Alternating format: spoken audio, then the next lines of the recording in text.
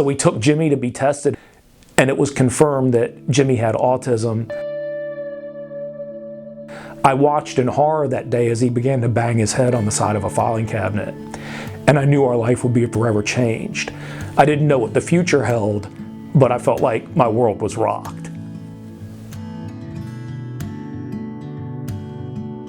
Our involvement in disability ministry actually goes back to day one. We've always had persons that have been affected with disabilities that have been a part of our church. I had the privilege over the years of mentoring Tom and pouring into his life, and then when they had their son Jimmy, they named him after me. And so when we discovered that he was affected by autism, it became very personal.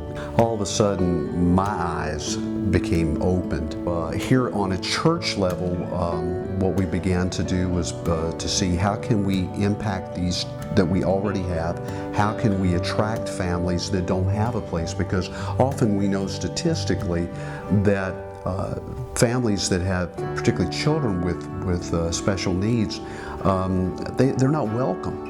You know, they don't feel like they're welcome. As a matter of fact, in many situations, they've been told to leave. I became burdened about how we can share the story of Jimmy with others and how churches could be more inclusive of families like mine that were affected by disabilities. Hopefully I can speak with other state leaders and other state execs and emphasize the importance of the inclusion of these individuals, not only in Sunday worship service, but in everyday Christian activities and everyday Christian life, in terms of VBS, in terms of missions, in terms of evangelism, in terms of being a part of Sunday school classes, all those types of things. In other words, true incorporation into the body of Christ. We do so many things as a congregation, but I will tell you, Night to Shine is the best thing we do.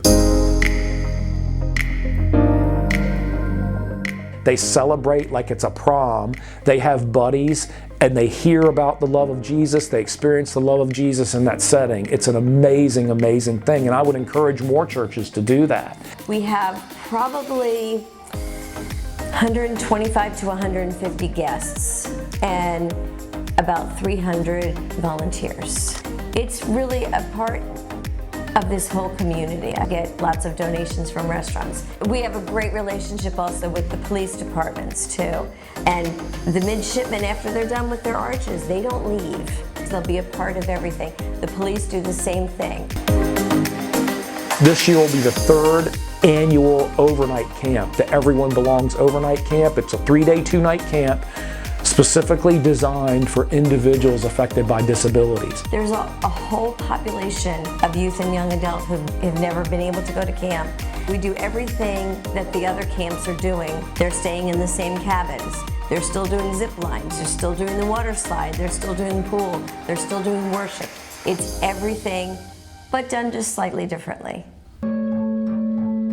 So I floated the idea by him and said, well, what would you think about planting a church?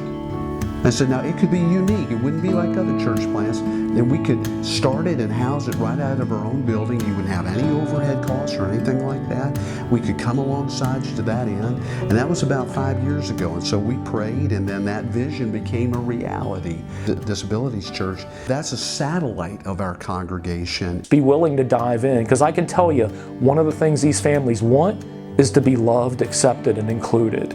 Because in many places outside of their school programs that help their children with disabilities, they don't feel loved, accepted, or included. And they should be in the church. What would it look like if every state convention in the United States set aside budget funds for this? I think we could do a lot.